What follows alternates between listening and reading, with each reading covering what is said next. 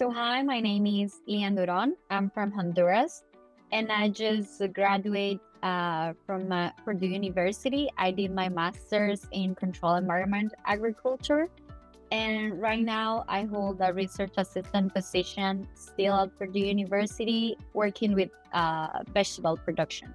My advisor and I were part of a group that was focused on improving how trade and plug plants are conditioned and stored before being planted in the field.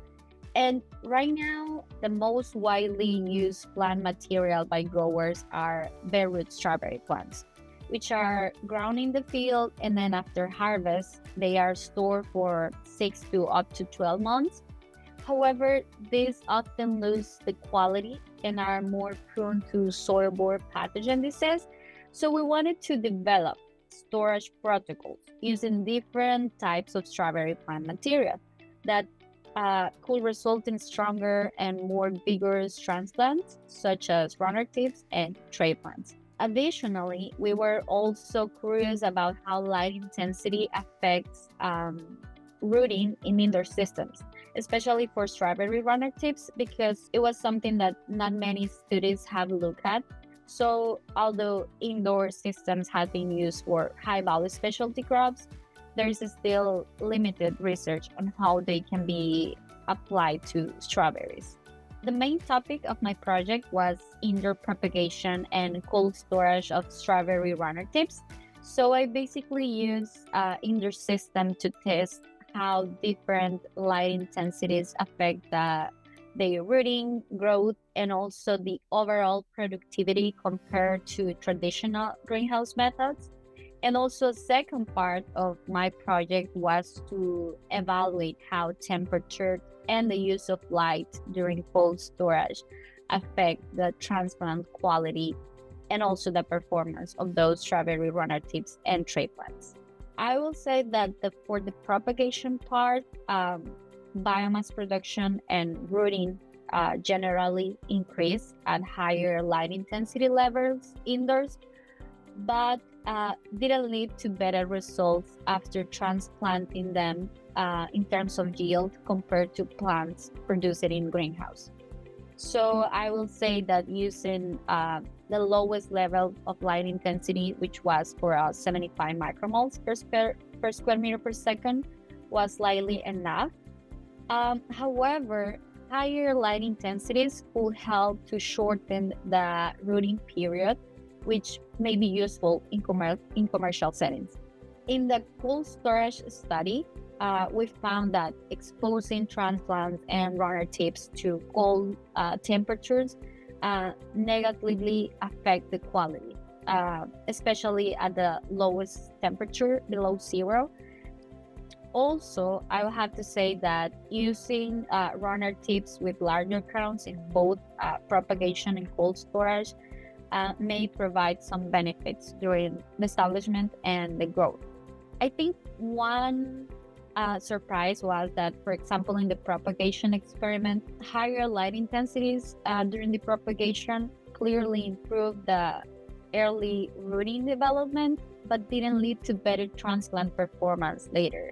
So I expected those early advantages to carry through the production phase. So it was interesting to see that final growth didn't differ much compared to those greenhouse plants, despite those early differences during propagation. I think there is so much I would love to explore. For the propagation part, I will say that I will dive deeper into optimizing the rooting cycle under higher light intensities to again shorten the production time, since it shows a potential to save a time. And I will also look at different light qualities, for example, like adding far red light, because some studies have shown that this can promote early flowering and increase the fruit yield later on. And in terms of the cold storage study, I will say that I will test different packaging methods and packaging techniques. For example, the storage of the entire strawberry estolon instead of cutting one by one, which was what I did, because probably that can influence the effectiveness of light, especially since uniforms exposure is a challenge in real world conditions. Well, I will say that my biggest takeaway was learning to appreciate every part of the process. I mean, whether things went as planned or not, even when the results didn't turn out the way I expected, I saw those moments as a chance to learn and improve. I also realized how valuable it is to take note of everything, not just the outcomes. Sometimes the biggest insights came from paying attention to little details along the way. I mean, this whole experience was really transformative for me, I would say, both academically and personally. I discovered how much I enjoy science and problem solving, especially when it involves finding practical answers for you. So, for example, by the time I started my master's, control environment was new to me. So I had to learn everything from using sensors and to understanding the crop itself. So I will say that it pushed me out from my comfort zone in the best way and made me more confident in my ability to adapt, troubleshoot, and keep learning. Every day during those 2 years, it's something that I'll carry with me. I mean, from the beginning, like watching my runner tips grow in the greenhouse until they look like a mini jungle, to the nerves I felt every time I start a new replication, or even the late nights trying to make sense of my results and explain them with logic and science, of course. But if I have to choose one moment, I will say that presenting my project for the first time at the 3-minute thesis competition was the most meaningful.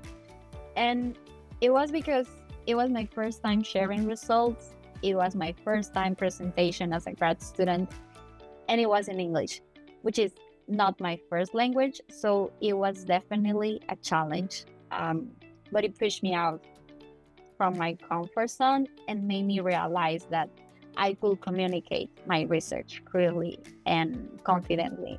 So seeing people respond with interest made it even more special. I really enjoy working in controlled environments. It combines my interest in plant physiology with technology and precision. I also see a lot of potential in connecting this kind of research through extension work. Being able to translate scientific findings into something useful for the industry is something that I would love to keep doing.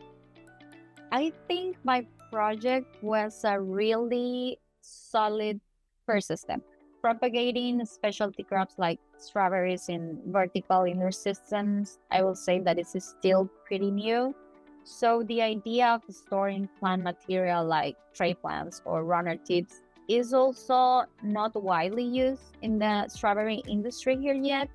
So I think my research helped us to better understand how light and temperature affect the transplant quality, and also opens the door for more work in this area. So I think there is a lot to explore, but I believe this project is a good start, and now we have a strong foundation for what is next. I'll suggest exploring long-term effects of the indoor propagation in greenhouse, which was what I did, or even better in the field to look at the production.